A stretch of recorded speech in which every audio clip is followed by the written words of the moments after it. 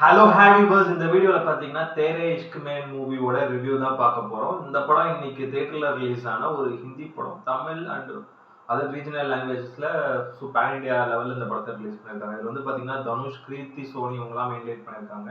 So இந்த படத்துக்கு AR Rahman music பண்ணியிருக்காரு. ஆனந்த் எல்ராய் இந்த படத்தை டைரக்ட் பண்ணியிருக்காரு.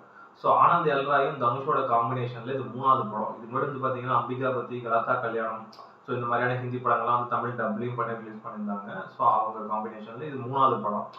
ஸோ 12 இயர்ஸ்க்கு முன்னாடி வந்து பார்த்தீங்கன்னா அம்பிகாவதி வந்தது, ராஞ்சனா. அது அது வந்து பார்த்தீங்கன்னா தனுஷ் இதே டேரக்டர் ஆனந்த் எல்ராயோட காம்பினேஷன். வேற லெவல் தரமான ஒரு படம் அது. செம்ம லவ் ஸ்டோரி அது. ஸோ அந்த படம் மாதிரி இந்த படம் இருக்கும். பிகாஸ் அதே காசி இவங்களே வந்து from the world of Raanjhanaa அப்படின்னு போட்டிருந்தாங்க. அதுமாதிரி கொஞ்சம் பெரிய எக்ஸ்பெக்டேஷன் இருந்தது. Come with AR Rahman. So இந்த காம்பினேஷனே வேற மாதிரி இருக்கும். ஸோ அதனால வந்து பார்த்தீங்கன்னா எனக்கு பெரிய எக்ஸ்பெக்டேஷன் தான் இருந்தது. ப்ளஸ் வந்து ட்ரைலர் பார்க்கும்போது நல்லா இருந்தது. சூப்பர் லவ் ஸ்டோரியாக இருக்கும் போது அப்படின்ற மாதிரி தான் ஒரு எக்ஸ்பெக்டேஷனோட இந்த படத்தை தேட்டரில் போய் பார்த்தேன். மெயினாக இந்த படத்தோட கதைன்றது வந்து பார்த்தீங்கன்னா இது வந்து ஒரு காலேஜில் வந்து நல்ல ரவுடிசம் பண்ணிக்கிட்டு ஒரு மாதிரி எப்பவுமே ஆட்டிடியூடாக எல்லாத்தையும் சண்டை போட்டு ரொம்ப ஒரு கோவத்தோடயே இருக்கக்கூடிய ஒரு ஹீரோ தனுஷ். ஸோ அவர் வந்து பார்த்தீங்கன்னா அதே காலேஜில் வந்து இந்த சைக்காலஜி படிக்கிற ஹீரோயின் கீர்த்தி சோன். ஸோ அவங்க ஒரு ப்ராஜெக்ட் ஒன்று பண்ணுறாங்க. அவங்க ஒரு பிஹெச்டி ஒன்று பண்ணிட்டு இருக்காங்க. அதில் வந்து பார்த்தீங்கன்னா அவங்க வந்து இவரை வச்சு இவரோட கோவத்தை கண்ட்ரோல் பண்ணி நான் வின் பண்ணி காட்டுறேன், என்னோட பிஹெச்டி ப்ராஜெக்ட் நான் பண்ணி காட்டுறேன் அப்படின்னு சொல்லிட்டு இவரை வந்து அவங்களோட ப்ராஜெக்ட்காக இவர் யூஸ் பண்ணிக்கிறாங்க. பட் ஆனால் இவர் வந்து லவ் பண்ண ஆரம்பிச்சிடுறாரு அவங்கள. அவரோட லவ் ஒன் சைடு லவ் தான். கடைசியில் அவர் லவ் சேர்ந்துதா இல்லையா, அவங்க 2 பேருக்குமான அந்த ஒரு விதி அவங்க லவ் சேர்த்து வச்சுதான் இல்லை 2 பேரும் ஸோ சேராமே போனாங்களா அப்படின்றது தான் அந்த படத்தோட மீதி கதை. ரொம்ப ஒரு நீட்டான ஒரு சிம்பிளான ஒரு ஒன்லைனர் தான் அந்த படத்தோட கதை. மெயினாக வந்து பார்த்தீங்கன்னா தனுஷ் அவரோட பெர்ஃபார்மன்ஸ் தரமாக இருந்தது. செமையாக பண்ணியிருக்காரு. அந்த ஒரு காலேஜ் டேஸில் அந்த ஒரு ஆட்டிடியூடாக அந்த கெத்தான ஒரு கேரக்டராக இருக்கட்டும், ஒரு சில இடங்கள் அந்த காமெடியாக அந்த ஒரு ஹியூமராக இருக்கட்டும், ப்ளஸ் எமோஷன்ஸ் வேற மாதிரி பண்ணியிருக்காரு. நிறைய எமோஷன் சீன்ஸ்லாம் செமையாக அந்த கேரக்டராகவே நின்று நடிச்சிருக்காரு. அவர் தனுஷ் சரியான பெர்ஃபார்மர், ஆக்டர், அது எல்லாருக்கும் நல்லா தெரியும். இந்த படத்தில் அவ்வளோ பிரமாதமாக நடிச்சிருந்தாரு. அவரோட பெர்ஃபார்மன்ஸும் செமையாக இருந்தது. அவரோட கேரக்டர் அவ்வளோ சூப்பராக இருந்தது இந்த படத்தில். ப்ளஸ் இதில் வந்து பார்த்தீங்கன்னா ஸ்கூல் டேஸ் பையனாக வராரு. அப்புறம் வந்து சாரி காலேஜ் டேஸ் பையனாக வராரு, ரக்கட் பையனா. அப்புறம் வந்து பார்த்தீங்கன்னா இந்த ஒரு மிட் ஏஜில் ஒரு கேரக்டர் ஒன்று வராது. ப்ளஸ் வந்து பார்த்தீங்கன்னா இந்த ஒரு பைலட்டாக, இந்த ஏர்ஃபோர்ஸ் பைலட்டாக வந்து ஒரு ரோல் ஒன்று வராது. ஸோ எல்லா கெட்டப்புமே ஒரு பக்காவாக சூட் ஆயிருந்தது. அவரோட பெர்ஃபார்மன்ஸும் தரமாக இருந்தது இந்த படத்தில். அதேமாதிரி வந்து பார்த்தீங்கன்னா கீர்த்தி சோன் அவங்க ஃபீமேல் லீடாக அந்த படத்தில் ஒரு ஹீரோயின் ரோல் பண்ணியிருக்காங்க. ரொம்ப ஒரு நீட்டான ஒரு பெர்ஃபார்மன்ஸ், ரொம்ப மெச்சூர்டான ஒரு கேரக்டர். செமையா பண்ணியிருந்தாங்க. படம் பூராமே வந்து பார்த்தீங்கன்னா ஸ்டார்டிங்கில் அப்படி ஒரு மாதிரியான ஜாலியான கேரக்டர் மாதிரி அவங்க கேரக்டர் ஸ்டார்ட் ஆகி ப்ளஸ் அவங்களுக்கு ரொம்ப ஒரு எமோஷனலான ஒரு கேரக்டர். அது ரொம்ப பிரமாதமாக படம் பூரா வந்து செம்மையாக நடிச்சிருந்தாங்க. அவங்களோட பெர்ஃபார்மன்ஸில் தரமாக இருந்தது.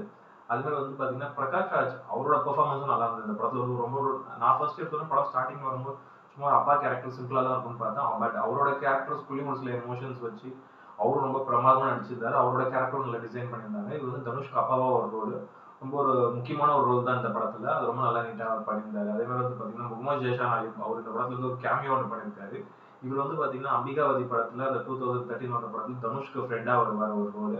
ஸோ அவர் வந்து இதில் வந்திருக்காரு. இது அப்படியே ஒரு யூனிவர்ஸ் கான்செப்ட் மாதிரி சொல்லலாம். அப்படியே லோகேஷ் சினிமாட்டிக் யூனிவர்ஸ் மாதிரி இது வந்து ஆனந்த் எல்ராய் சினிமாட்டிக் யூனிவர்ஸ்னு சொல்லலாம். அந்த ஒரு கேரக்டராகவே அவர் வருவார். அந்த அம்பிகாவதியில் இருக்க தனுஷோட ஃப்ரெண்டாகவே வருவார். ஜஸ்ட் ஒரு 2-3 சீன் தான் வருவார். பட் அது கதைக்கு முக்கியமான ஒரு சீன். அது ரொம்ப நல்லா நீட்டாக நடிச்சிருந்தாரு. அதே மாதிரி தனுஷோட ஃப்ரெண்டாக ஒருத்தர் நடிச்சிருந்தார்.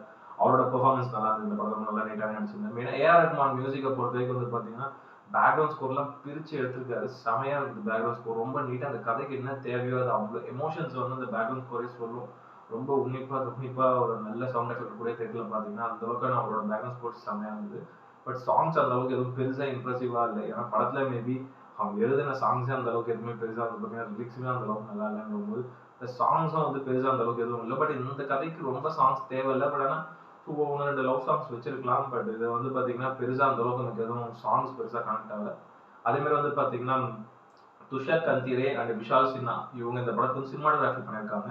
இந்த படத்தோட பெரிய பலமே சினிமாட்டோகிராஃபி தான் நான் சொல்லுவேன். ஏன்னா படத்தோட பிக்சர் வந்து பார்த்தீங்கன்னா அவ்வளோ கலர்ஃபுல்லாக இருக்குது. டிஐ ஒர்க்லாம் செம்மையாக பண்ணியிருக்காங்க. கேமரா ஆங்கிள்ஸாக இருக்கட்டும், சுற்றி அந்த ஒரு டெல்லி, காசி அந்த சரௌண்டிங் எடுத்த இதுவாக இருக்கட்டும், ரொம்ப வந்து படம் வந்து அவ்வளோ இதுவாக இருந்தது. ரொம்ப கிளியராக இருந்தது டிஐ ஒர்க்லாம். ஏன்னா படம் பார்க்கும்போதே தெரிஞ்சது அவ்வளோ ரொம்ப வந்து பார்த்தீங்கன்னா பண்ணியிருக்காங்க படத்தோட technical team. Especially cinematography team ரொம்ப நிறைய ஒர்க் அவுட் பண்ணியிருக்காங்க. அந்த படத்தில் பார்க்கும்போதே தெரிஞ்சது. ரொம்ப நல்லா இருந்தது. அதே மாதிரி வந்து பார்த்தீங்கன்னா ஏமல் கொத்தாரி, பிரபாஸ் சந்திரா சஹா இவங்கலாம் வந்து இந்த படத்துக்கு வந்து எடிட் பண்ணியிருந்தாங்க. லைக் வந்து பார்த்தீங்கன்னா எடிட்டிங் தான் எனக்கு ஒரு சின்ன மைனஸாக இருந்தது இந்த படம். ஏன்னா வந்து புரியுற மாதிரி நீட்டாக ஒரே ஃபிளாட் ஸ்க்ரீன் பேல தான் வந்து படத்தை எடிட் பண்ணியிருக்காங்க. பட் படத்தோட டியூரேஷன் 2 மணி நேரம் 50 நிமிஷத்துக்கிட்ட போகுது.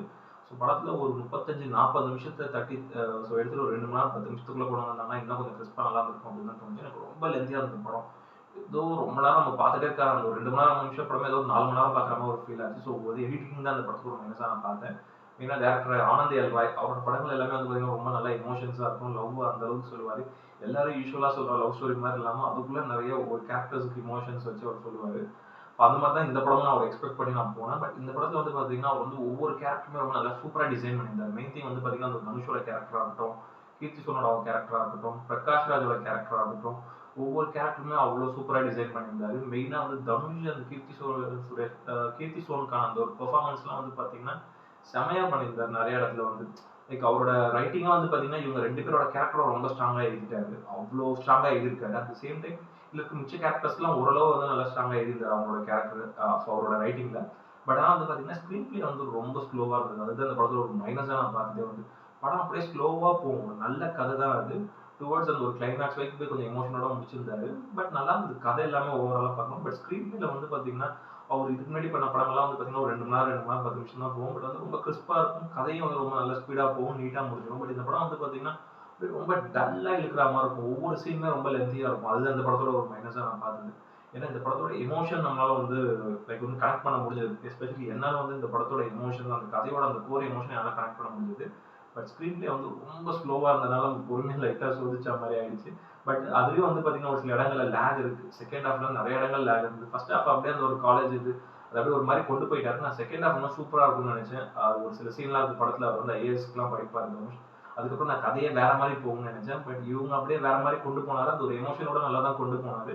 பட் ரைட்டிங் வந்து பார்த்தீங்கன்னா நமக்கு ரொம்ப ஸ்லோவா இருந்தனால படமும் ரொம்ப ஸ்லோவா இருந்தது. எனக்கு ஆக்சுவலி இந்த படத்துல நான் மைனஸா பார்த்த ஒரே விஷயம் ஸோ படத்தோட ஸ்க்ரீன் பிளே ப்ளஸ் அதோட லென்த்து ப்ளஸ் ரொம்ப ஸ்லோவா போனது தான். இன்னும் கொஞ்சம் ஸ்பீடா ஒரு 2 மணி நேரத்துக்குள்ள பரபரன்னு எடுத்திருந்தாருன்னா இதே லவ் ஸ்டோரியை ஸோ எடுத்திருக்கலாம். இந்த அவர் சொல்ல வர வேண்டிய மெசேஜ் அவரோட இந்த இதை வந்து சூப்பரா சொல்லியிருக்கலாம். இன்னும் நம்மளால வந்து அந்த ஒரு எமோஷன் பயங்கரமா கனெக்ட் ஆகிக்க முடியும். கனெக்ட் ஆக முடிஞ்சது. பட் ஆனால் இப்போ படம் பொறுமையை சோதிக்கிறதுனால இப்போ நான்லாம் இந்த மாதிரி பொறுமையான படங்கள் வந்து ரொம்ப பார்ப்பேன். அமைதியா பார்ப்பேன். என்னால அதை வந்து கனெக்ட் பண்ண முடியும். பட் ஒரு காமன் ஆடியன்ஸ் ஒரு கமர்ஷியல் ஆடியன்ஸ் உள்ள வந்து பார்க்குறாங்கன்னா அவங்க இந்த கதையை எந்த அளவுக்கு அவங்க உள்ளுக்குள்ள கனெக்ட் பண்ணணும்னா அது வந்து நம்ம படத்தோட டியூரேஷன் ஷார்ட்டா இருந்தா மட்டும்தான் அந்த அளவுக்கு கனெக்ட் பண்ண முடியும். இல்லைன்னா வந்து லைக் அது ஒரு நல்ல சீனாவே இருந்தா கூட நமக்கு முன்னாடி வந்து பாத்தீங்கன்னா படம் ரொம்ப ஒரு மாதிரி லென்த்தியாகி போகிற மாதிரி இருக்கும். திடீர்னு அந்த ஒரு இடத்துல நல்ல சீன் வந்தா கூட அதை அவங்களால ரசிக்க முடியாது. அது நீங்க தியேட்டர்ல பார்த்து நிறைய ஆடியன்ஸ் வந்து அப்படியே டயர்டாகி படத்தை முடிங்கடா அப்படின்ற மாதிரி தான் பேசியிருந்தாங்க. பட் ஆனால் ஒரு நல்ல கான்செப்ட் ஒரு பிரமாதமான ஒரு ட்ரை ஆகிட்டு. பட் ஆனால் ஒரு நல்ல ஒரு பெரிய எக்ஸ்பெக்டேஷனோட போனோம் அந்த படத்தை. பட் ஆனால் அது வந்து சாட்டிஸ்ஃபை பண்ணலாம். அது எனக்கு கொஞ்சம் டிசப்பாயின்மெண்ட் ஆன மாதிரி ஒரு ஃபீல் ஆச்சு. ஒரு ஆவரேஜான ஒரு ஃபிலிம் தான் இது இந்த படம். கண்டிப்பா பார்த்தீங்கன்னா தனுஷ் ஃபேன்ஸ் அவங்களாம் தியேட்டர்ல போய் பார்க்கலாம். காமன் ஆடியன்ஸும் போய் தியேட்டர்ல போய் பார்க்கலாம். ஏன்னா லவ்வர்ஸ் அண்ட் ஃப்ரெண்ட்ஸ் அண்ட் ஃபேமிலியோட போய் பார்க்கலாம். ஸோ ஒரு நல்ல ஸ்டோரி இது. ரொம்ப அந்த ஒரு எமோஷனாக கொண்டு போய் அந்த ஒரு கிளைமேக்ஸ் முடிச்சிருப்பாரு. அவரோட படங்கள் எல்லாமே கிளைமேக்ஸ் வந்து பார்த்தீங்கன்னா எமோஷனாக தான் இருக்கும். அந்த எமோஷன்ஸோட அவர் சூப்பராக ப்ளே பண்ணுவார். அவர் வந்து மெயினாக அந்த மாதிரி தான் கேரக்டர்ஸ்லாம் நல்லா டிசைன் பண்ணிட்டு அந்த ரைட்டிங்ல சொதப்பினா தான் ஒரு மைனஸாக நான் பார்த்தேன். ஒரு ஒன் டைம் டீசன்ட் வாட்ச் இது. ஒரு லைக் ஒரு ஆவரேஜ் மூவியாக போயிடுச்சு. பட் நம்ம எக்ஸ்பெக்ட் பண்ணது வேற. கூட ஒரு ஆவரேஜ் மூவியாக அந்த படம் போயிடுச்சு. இந்த படத்துக்கு நான் ரேட்டிங் வந்து பார்த்தீங்கன்னா 10க்கு வந்து ஒரு 6.5 கொடுப்பேன். அந்த அளவுக்கு ஒரு ஒர்த்தான ஒரு ஒன் டைம் டீசன்ட் வாட்ச் இது. போய் பாருங்க, எல்லாரும் என்ஜாய் பண்ணுங்க. ஸோ எல்லா ரீஜனல் லாங்குவேஜும் பேன் இண்டியா லாங்குவேஜ்ல அந்த படத்தை தேட்டரில் ரிலீஸ் பண்ணியிருக்காங்க. ஸோ இந்த வீடியோ பிடிச்சிருந்ததுன்னா லைக் பண்ணுங்க, கமெண்ட் பண்ணுங்க, ஷேர் பண்ணுங்க, இந்த சேனல் சப்ஸ்கிரைப் பண்ணுங்க. இந்த வீடியோட லிங்க் உங்க ஃப்ரெண்ட்ஸ் எல்லாருக்கும் ஷேர் பண்ணுங்க. வேற இன்னொரு நல்ல வீடியோ மீட் பண்ணலாம். Okay friends, thank you, by.